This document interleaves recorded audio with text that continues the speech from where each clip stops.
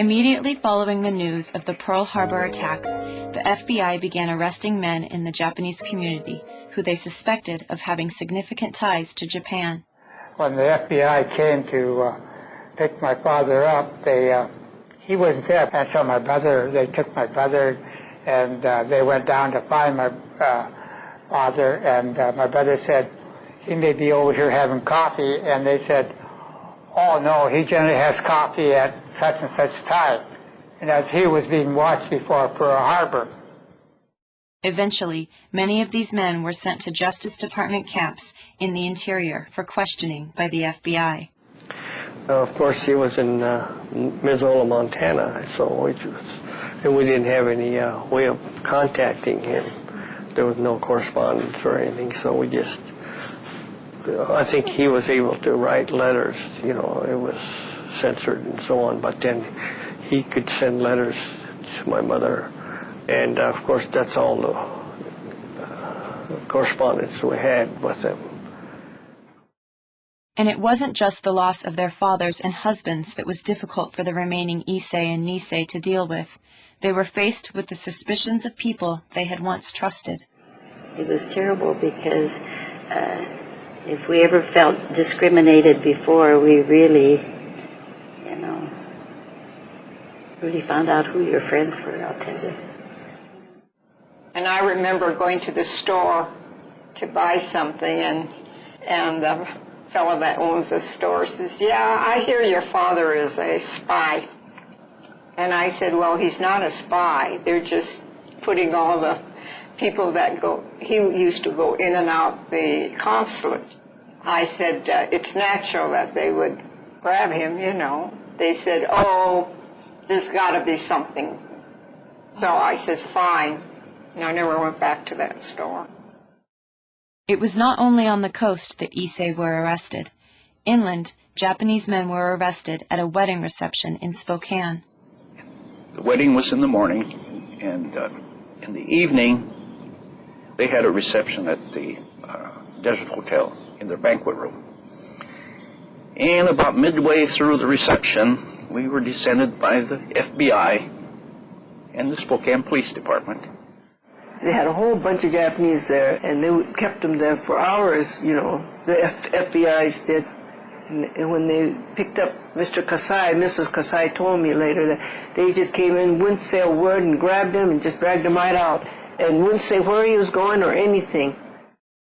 Even after arresting many men in the Japanese community, the FBI still called into question the loyalty of the remaining Issei. I recall that at some point, they called every Issei, parent or Issei, down to FBI, and they interviewed them. I can remember my mother and father, we drove downtown with them, and we waited in the car, and they went I think probably the federal building, and they were interviewed. In addition to taking their community leaders, fathers, and husbands, the government also froze bank accounts in the Japanese community, and people were ordered to surrender any weapons and suspicious items. I know that when the police came to our house, they just totally frightened my mother to death, that she was never the same after that. They took a lot of her belongings, and she didn't know enough to say that, why are you taking this? You can't take it. We need a written paper saying you're taking it so that we can get it back. So none of the things that were ever taken from us was ever returned. You know, my brothers were in Boy Scouts, and they had homing pigeons as one of their projects they were going to do.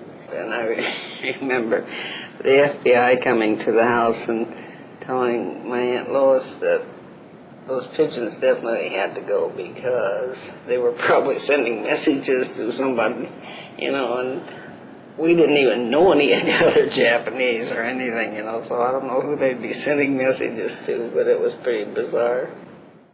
In addition to having their property taken, many Japanese lost their jobs because of the curfew laws and the travel restrictions imposed on them after the war began. Issei and Nisei were banned from going near certain buildings and areas, such as post offices, airfields, and public works buildings, because the government feared they would commit acts of sabotage and treason.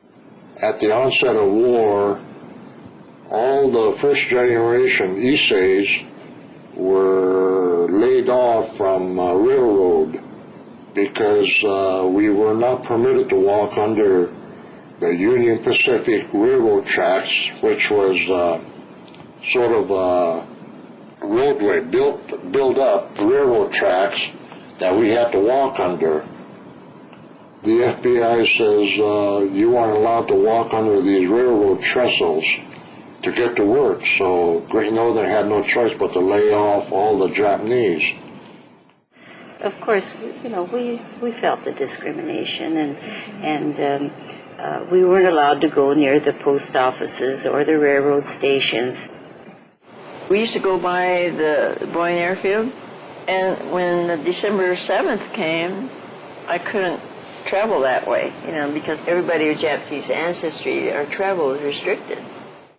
Sometimes Japanese businesses and homes were broken into, but the authority made no effort to stop these physical manifestations of prejudice, even when they happened to American citizens. And then what happened with me is we had some problems at the house. A man broke into our house and back into my bedroom. And I woke up and I saw this dark form over me, and he had taken my covers off, and I screamed. So when I woke up and screamed, I could see this dark form walking out of my room, you know, even that kind of running. I could barely walk downstairs to tell Dad what happened. And then I said to Dad, we better call the police. And he says, it's no use. A lot of our friends were having the house broken into. The police didn't even bother to come because we were Japanese, we're enemies. And so he says, there's no need to call. Even on the streets, Japanese were openly targeted as traitors who were guilty of starting the war with Japan.